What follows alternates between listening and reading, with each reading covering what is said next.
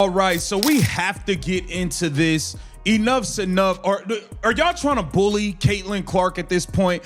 Y'all are running around acting like a bunch of bullies right now, and it is out of pocket. It's out of line. We have got to get into it. Chelsea Gray, Asia Wilson, Beckham, and it sounds like y'all threatening Caitlin Clark at All-Star Weekend. It sounds like a threat. Y'all trying to punk her. Y'all trying to bully. Oh, no, we gonna have us talk. We gonna have. There's a narrative circulating about All-Star Weekend that's being presented as one of the most shocking, most disturbing moments in WNBA history. Veteran superstars supposedly cornering Caitlin Clark in a hallway. Aggressive confrontations. Threats of having conversations. The way it's being described, you'd think the league's establishment just orchestrated some kind of coordinated attack on a rookie who dared to outplay them. But here's what's actually happening. The people telling this story are using the most dramatic, most sensationalized language possible to describe what amounts to competitive rivalry and professional frustration. They're calling it bullying. They're calling it a meltdown. They're calling it an institutional attack. And in doing so, they're fundamentally misrepresenting what competitive sports actually looks like. The real issue isn't what happened at All-Star Weekend. The real issue is that we've created a culture where any competitive intensity between players is being reframed as persecution, where veteran players expressing frustration about being outplayed is being characterized as harassment, where normal sports dynamics are being presented as evidence of a hostile environment specifically designed to victimize Caitlin Clark. And the worst part? This narrative is being used to obscure the actual contradictions in how the league is operating. Because the same people claiming to be offended by racist fans are the same people profiting enormously from those fans. To the black lesbians and Asia Wilson. Wow. Let's get right into it, shall we? Like the video, hype the video. Let me know your thoughts in the comment section below and subscribe to the channel. That would mean so much to me. Before we get into this, folks, what's going on in the WNBA when it comes to fans talking shit, being mean, saying not nice things? It happens in all sports leagues. These women are just so emotional and so soft, they can't handle it.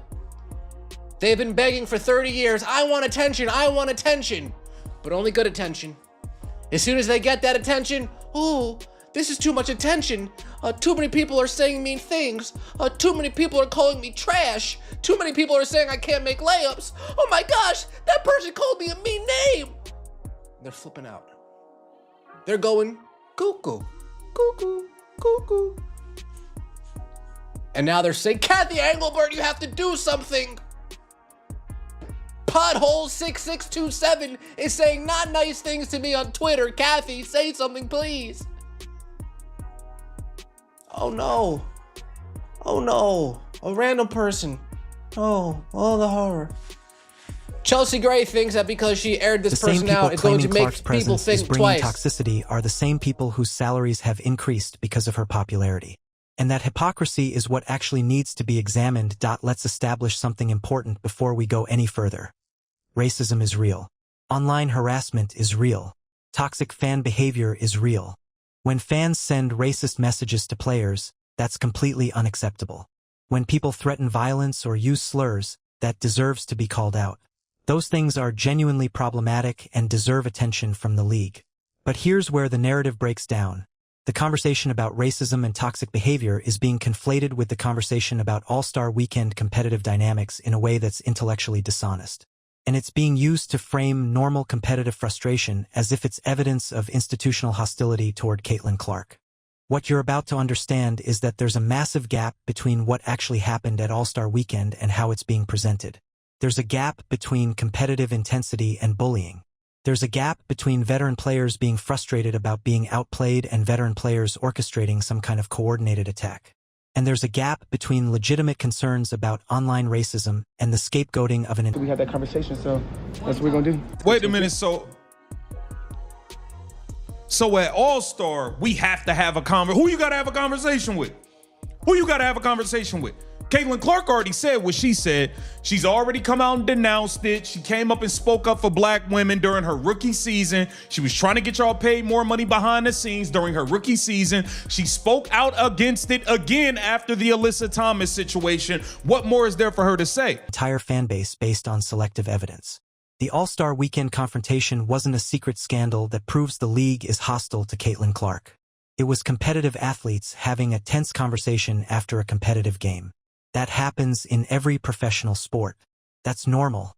But by framing it through the lens of victimization, by using the most dramatic language possible to describe it, the narrative has become so distorted that it's disconnected from what actually occurred.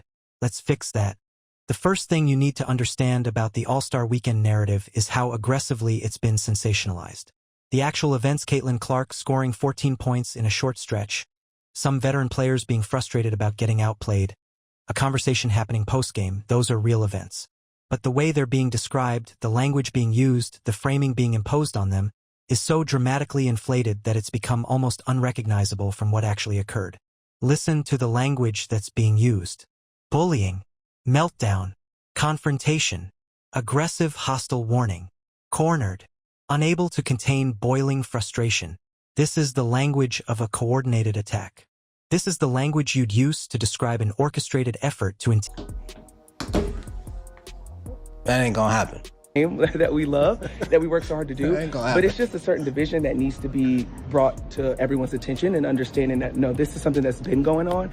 And it's just getting to a point where it's like, all right, now enough is enough. I think there's Enough is enough, man. Enough is enough, man. Yeah. Yeah, enough is enough. a larger conversation that needs to be had that is really above us. And I think that is the part that we really need to get to. So hopefully at All-Star, we can have an opportunity and a conversation because at this time, something needs to change. At All-Star, they want to have an opportunity and a conversation.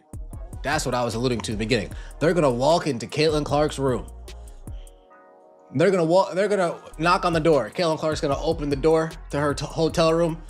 She's gonna peek through it, and there's gonna be that, that sliding thing on the door, and all there's gonna be is like the chain, and she's gonna peek through and say, "Oh shit!" She's gonna try to close the door, and then all the players at one time, Brittany Griner, Asia Wilson, they're all gonna just, let me in. They're gonna bum rush her. They're gonna bum rush into that room, and they're gonna tie Caitlin Clark up to a chair.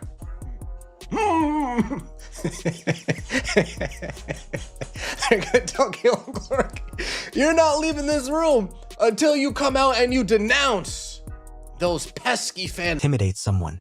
But that's not what happened. What happened was that competitive athletes, after being outplayed in a game, expressed frustration. That's it. That's the story. But the narrative being constructed requires it to be more than that. It requires it to be evidence of institutional hostility. Evidence that the old guard is threatened by Caitlin Clark. Evidence that legacy players are so jealous they're willing to physically threaten a rookie. The language being used is designed to make you feel like something genuinely sinister occurred. Compare this to how similar situations are handled in other sports. In the NBA, when LeBron James had tension with Kyrie Irving, when Steph Curry had issues with teammates, when any star player had a heated post-game conversation with another player or coach, how was it described? Usually as competitive intensity. Usually as players caring about winning. Usually as normal professional sports dynamics. But when it happens in the WNBA, when veteran players express frustration about being outplayed by a rookie, suddenly it's framed as bullying. Suddenly it's presented as evidence of a hostile environment. Suddenly it's being used to suggest that the establishment is coordinating against an individual player. The double standard in how this is being covered is stark. What's particularly frustrating is that this sensationalized framing is actually obscuring what might be a legitimate conversation. Because maybe there is something worth discussing about how veteran players adapt to new generational talents. Maybe there's something worth discussing about the... Because at this time, something needs to change. It's actually disgusting. So I'm glad that Chelsea had an opportunity to speak up and had an opportunity to show that what we... It's interesting that you're the one saying it's disgusting, Asia, because your close people and your fans were the ones that were saying Nafisa Collier is not black enough because she dates a white man. Those were your fans. Your fans. So I hope when you want to have this talk in this meeting, you address your fans. Your fans, when Nafisa Collier was winning the MVP race last year before she hurt her ankle, your fans were blasting her, saying she's not black enough, she's dating a white man and all of this stuff. Your fans was being racist. Your fans been online being racist toward Caitlin Clark. I hope you got something to say about your damn fans. I hope so. We've been going through, and we're going to continue to go through until we have that conversation. So that's what we're going to do. I mean, just any of that behavior is not acceptable. And we need more companies to step up and do what Hilton did. You know, you're free to be a bigot and ignorant. You're also free to pay the consequences. And I think it's just a lot of times it's too easy to hide behind phones, and I'd rather people show up and be. Okay, so she's saying she wants more people to do what Hilton did. Hilton fired the guy tension who that arises said what he when a said to rookie Chelsea arrives Gray. And immediately how are you going to outperforms fire players who've people? been And, in the and league that's for fine years. with me. That's fine. Maybe there's Whatever. a That's real cool. conversation to be had about how teams manage that transition. But that conversation can't happen when everything is being described in the most dramatic, most inflammatory language possible. When you frame a post-game conversation as a coordinated attack, when you use language like cornered and aggressive hostile warning to describe what by most accounts was an intense but professional exchange, you're not facilitating conversation. You're sensationalizing. You're creating a false narrative. The interesting thing is that the people who are most aggressively using this dramatic language are often the same people who criticize sports media for sensationalizing. They criticize media for creating narratives that don't reflect reality. They criticize hyperbolic coverage. But when it comes to framing All-Star Weekend, suddenly they're embracing the most sensationalized version of events possible. Why? Because the sensationalized version serves a narrative.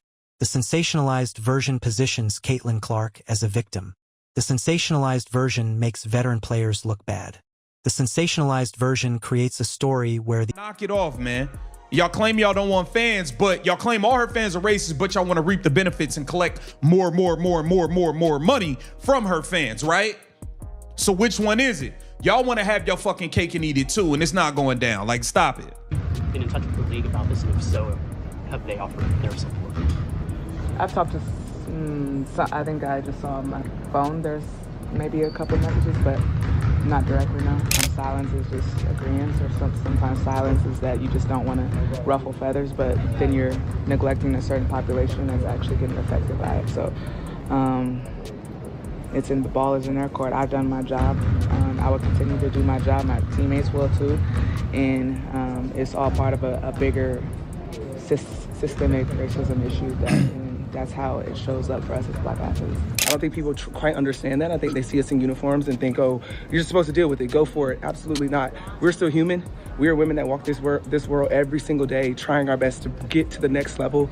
So it's heartbreaking to see those things happen, but it's also heartwarming when you have a franchise that's behind you 100%. Obviously, there's a lot of eyeballs on what we do now. But I'd rather shed light on cockroaches and let them scatter and get out. Old fans, new fans, there's just no place for it in women's basketball or in society in general. So I agree. I'm not like once again, I'm not with racism. I'm not with people being a homophobe. I don't care what you're into. But at the end of the day, y'all are labeling an entire fan base racist. Bro, Chelsea Gray was getting crazy messages a week ago, 2 weeks ago, 3 weeks ago, and there's plenty of comments showing the date where it had nothing to do with the Caitlin Clark or Indiana Fever game.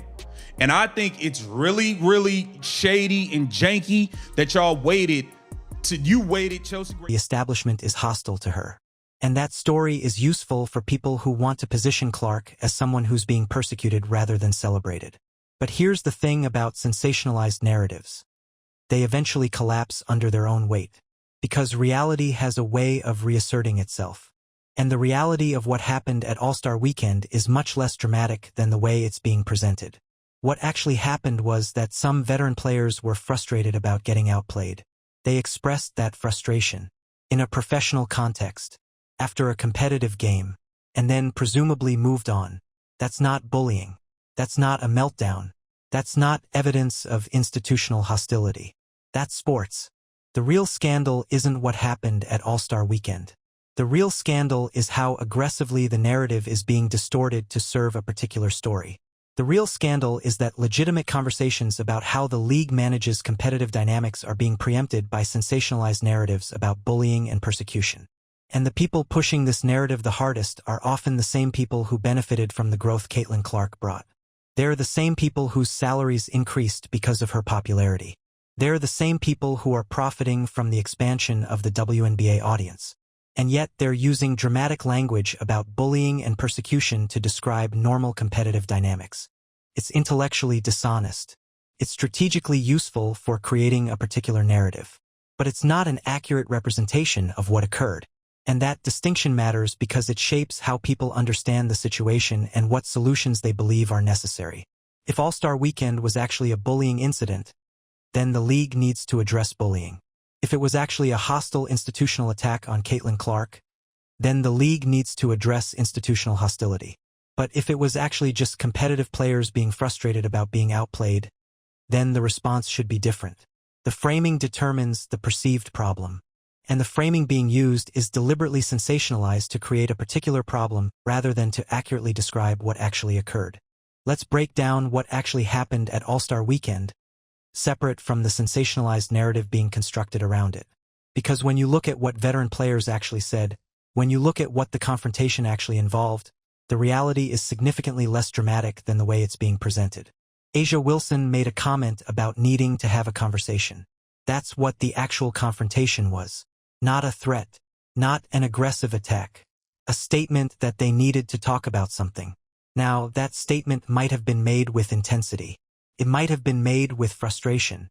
But it was fundamentally an expression of desire to communicate, not an expression of hostility. Becky Hammon, a coach, apparently supported the sentiment. Which means what? That a coach thinks a conversation needs to happen. That's not bullying. That's actually pretty standard in professional environments. When there's tension or friction, coaches often encourage conversations. The idea that a coach supporting the need for dialogue is somehow evidence of institutional hostility is a stretch. Chelsea Gray posted about receiving racist messages from fans. That's genuinely problematic and deserves to be addressed. But that's also completely separate from what happened at All-Star Weekend with Caitlin Clark. The racism is a problem. The fan behavior is a problem. But that's not the same as what happened in the hallway postgame.